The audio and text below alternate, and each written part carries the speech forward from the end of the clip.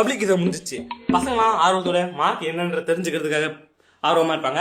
இப்ப நம்ம டீச்சர்ஸ் எல்லாம் எப்படி பேப்பர் திருத்துறாங்க, அது கஷ்டம்னு பார்ப்போம். தம்பி இப்ப மேக்ஸ் பேப்பர் திருத்துறாப்ல. தம்பி மாதிரி பார்க்க மாட்டான்னு நினைக்கிறேன். பரவாயில்ல, பார்த்துட்டாரு. தம்பி அழகா இருக்காப்ல. இவர் தான் நம்ம எஜுகேஷன் ஆபீசரு. அதாவது 199 ஆக்குறது இவர் தான், 20-35 ஆக்குறது இவர் தான். பல பசங்களோட வாழ்க்கை நாசமா போறதுக்கு காரணமும் இவர் தான். ஆமா, எதுக்கு 2 பேனு, அதுல ஒண்ணு ஓடாது.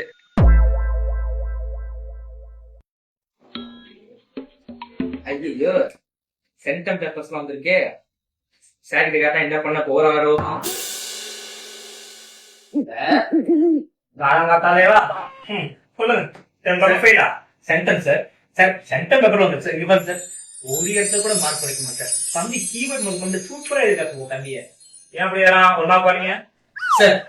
இதுவும் சென்டம் தான் சார். ஒரு இடத்துல கூட சுத்தமா மார்க் கிடைக்க முடியல சார். தம்பி அப்ப எழுதாம சார், எனக்கே 10 நிமிஷம் பல்ப் எழுந்துச்சு சார். அப்ப எழுதிட்டாங்க சார். தம்பி முதல்ல புலர்ச்சி போட்டு காட்டும். அதுவே மிகப்பெரிய தப்பு. முதல்ல அதுக்கு ஒரு நாள் பாருங்க. சரி சார். சார் அடுத்து வாங்க சார். இதுவும் தம்பி சார். சென்டம் போட்டுக்கா சார். Chance sir. இந்த பேப்பர் பார்க்கும்போது நானே ஸ்டூடெண்ட்ஸ் பத்தி குறவா போடுவேன் சார். அந்த அளவுக்கு இருக்கா சார் தம்பி. Sorry sir. Centum sir. தம்பி ஒரே பேர்ல இருக்காப்பா சார். பிளாக் பென்ல எழுதக்கூடாதுன்னு சொல்லிட்டு கவர்மெண்ட் அப்படியே சார். அடக்கிருக்கு என்னப்பா? இல்ல சார், கிறுக்குன்னு சொல்ல வந்தா அவசரம்.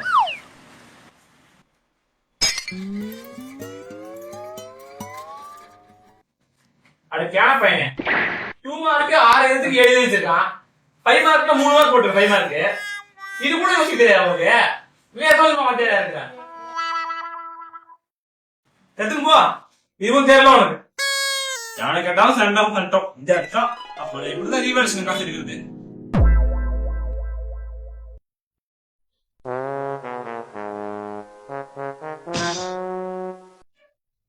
அப்பா புரியல, அது தெரியுமே. ஆமா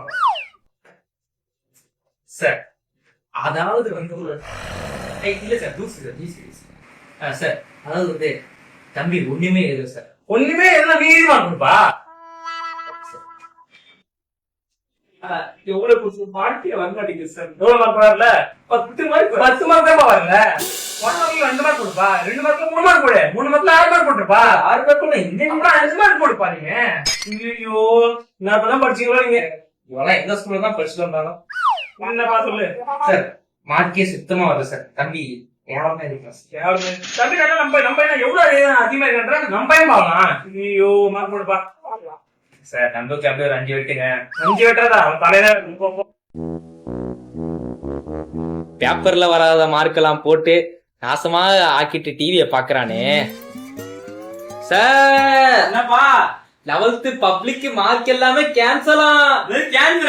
கேன்சரா கேனப்பையில கேன்சலா.